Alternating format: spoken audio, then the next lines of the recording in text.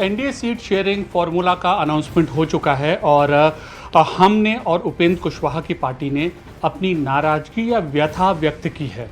गिरिराज सिंह जी हैं बीजेपी के वरिष्ठ नेता, केंद्रीय मंत्री, इनकी भी कुछ राय है सीट शेयरिंग पर। हम इनसे बात करते हैं।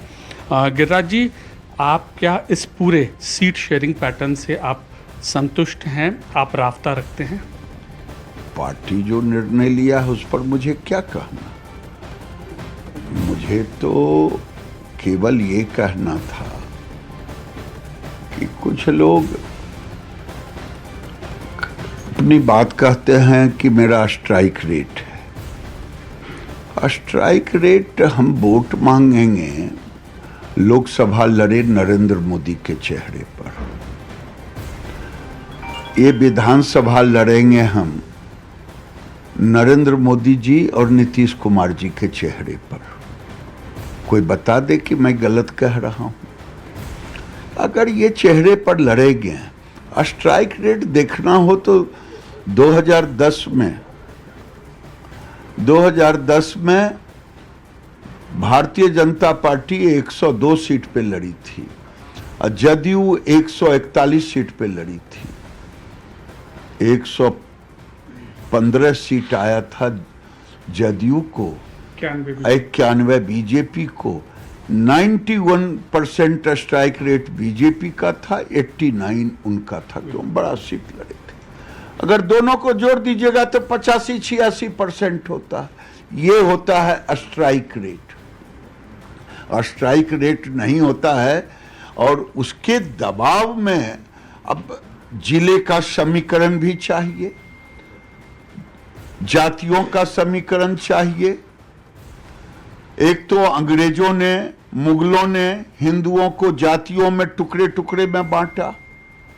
उसके बाद नेहरू से लेके अब तक नेताओं ने हिंदुओं को टुकड़े टुकड़े में काट काट के बांटा।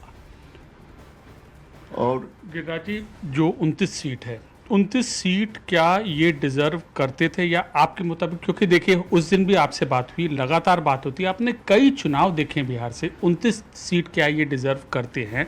ये मेरा काम नहीं, ये काम बड़े नेताओं का है। मैं कार्यकर्ताओं की बात कह रहा हूं कि मैं बेगूसराय से आता हूं।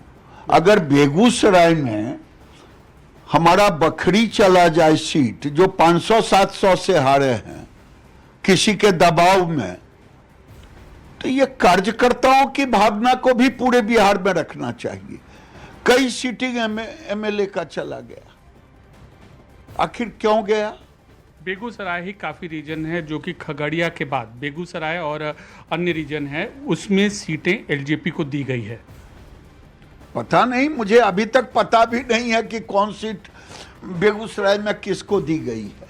लेकिन जो खबरें सुन रहा हूं वो चिंताजनक है। कार्यकर्ताओं में मायूसी है। चुनाव कौन लड़ेगा? कार्यकर्ता लड़ेगा और नेतृत्व के बल पे लड़ेगा।